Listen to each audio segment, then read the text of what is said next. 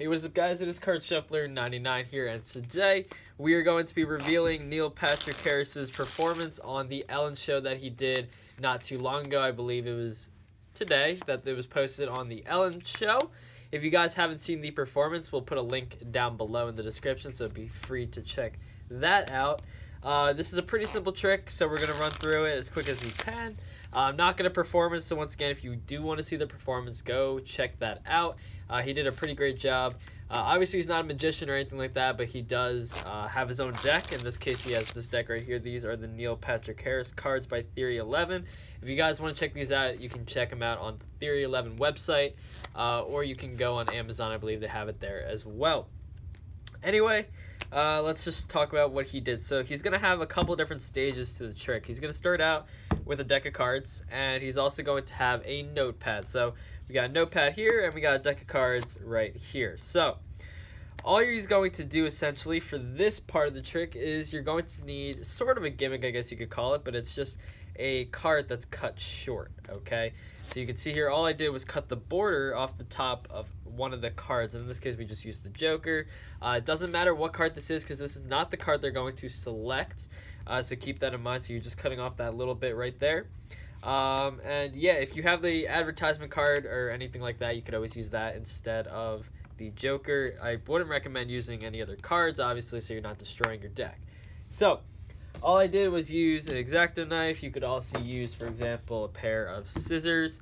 It doesn't matter what you want to use for this. Now keep in mind that if you guys are going to use sharp objects like that, make sure you guys have some parental supervision, especially if you guys are younger.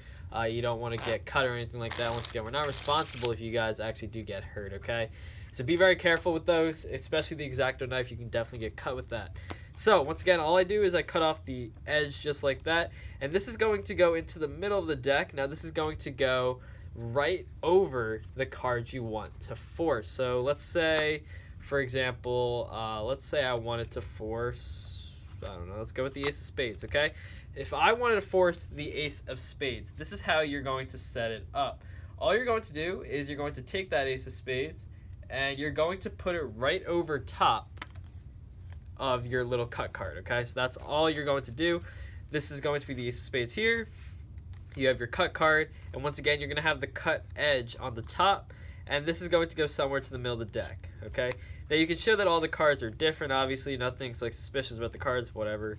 Obviously, you do have this cut card here. And really, all that's going to happen here is there's going to be this sort of gap. Now, it's kind of hard to see. I can see if I can put that up to the camera there. There's a slight gap. It's probably really hard to see. But that's obviously good if you can't see it because you don't want the spectator to see it. But there is going to be this small gap right up here. I'm sure you could probably see that little break right there. Yeah. That's where the cut card is, essentially, because once again, the card is slightly shorter than the rest. So what happens is when you riffle through, it's going to stop you right at that cut card, just right there.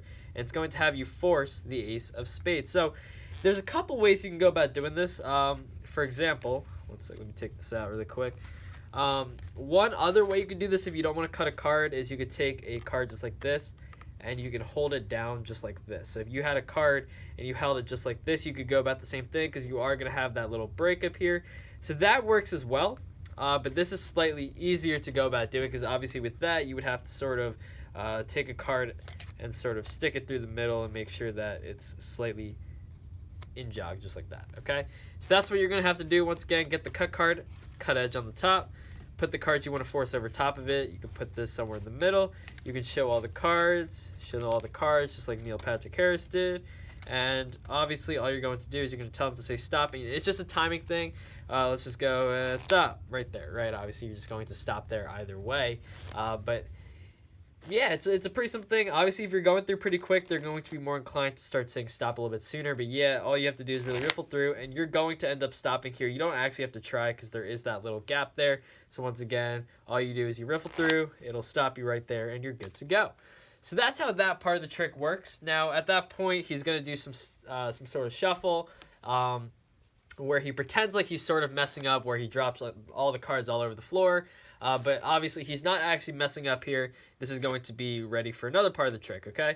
So all you're going to have to do after this is you're going to need a notepad. Now, you can do this a couple different ways. in terms of the notepad itself, all you're going to need to do here is you're going to have something a little sort of like a setup like this. Now, this is how it's going to work. He's going to show everybody that all the letters are different, right? Obviously, you got all different letters, okay? So we're going to have all different letters here. Can you see that? Yeah. All different letters. But if you're going to lift up somewhere, you're always going to lift up to the same letter, B. B. B, right? So this is a sort of a little principle that you're going to apply here, and all you're going to need to do now, obviously, if you're going to use a Post-it pad like this, don't use a Sharpie marker because it can bleed through, obviously. But all you're going to do is you're going to take a notepad, whether it's Post-it notes, whatever you want to use, and every other Post-it is going to be cut slightly short.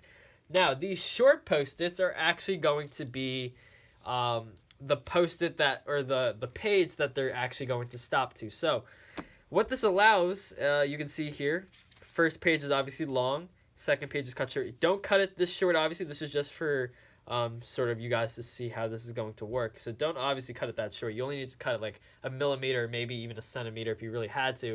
It's not very noticeable. So you're just going to cut it short. Once again, don't cut it this short. And what this allows is if you riffle down on the cards or on the packet, it's going to sort of reveal different cards. And it's not because your thumb isn't actually riffling by the short cards, right? Just like that. But if you were to lift up, you're only going to be lifting up at the break, which is basically where the short cards are going to be. So if they were to riffle through like this, they're always going to see a B. So if you, basically what Neil Patrick Harris said was riffle up and then look at your selection, right? And obviously they can see that they're going to get the same one every single time, right? So once again, all you're going to do, take a notepad, start with the long, Post-it here. The second one you're going to take and you're going to cut this one short. So I'm just going to take some scissors and I'm going to cut this one short. You're going to keep another long one, another short one here, and you're going to go through all the way through your notepad until you're done. Now this obviously doesn't have to be perfect, but you're going to end up lifting up on these short ones. So once again, the short piece of paper is the piece of paper that's going to be the forced. So once again, on every short piece of paper, you're going to want the same letter or the same, in his situation, the same object. And in this case, Ellen would select hot tub. Now, he did actually have a box, okay? And the box is basically was his prediction. So let's just assume that this is my prediction. Obviously, I wrote B because I'm forcing B, right?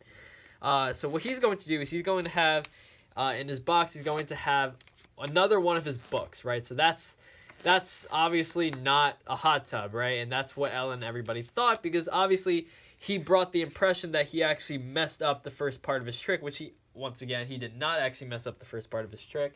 That was just sort of to, bring attention away from the card. But really all that happened was he took the book and, he talked about the cover. And once again, when he talks about the cover throughout the trick, it's going to bring that idea that, bring the idea back that, let's look at the cover. And that's where he's going to reveal the object that she selected, in this case a hot tub, and then it's going to go back to the card. And that's a really smart idea, is going from the second part of the trick and then flashing it back to the very first part. And people are going to sort of remember that, and they're going to be like, wow, that was pretty cool. So this is a pretty cool routine. I hope you guys enjoyed this. Now, once again, it's not the most complex routine, so keep that in mind. It is not the most complex. So I'm going to run through this one last time just so you guys know exactly how to run through this, okay? Once again, you're going to need your little short card here. I don't recommend using a normal card. Put that in. The card that goes above the cut card is actually going to be, so in this case, this card right here, the 6 of spades is what we're forcing. All you're going to do here is you're going to riffle down. You're going to time it. So once again, you're going to have them try to say stop somewhere, stop, and it's going to stop there either way. So just try to time it as well as you can. But that's how you're going to force the card at least. And then obviously he does a shuffle. The cards fly all over the place. He's going to do this. Once again, every other card is cut to a different length, right? All the short pieces of paper are going to have the same letter or the same, in this case, object on it. And if you riffle down like this, all the letters are different, okay?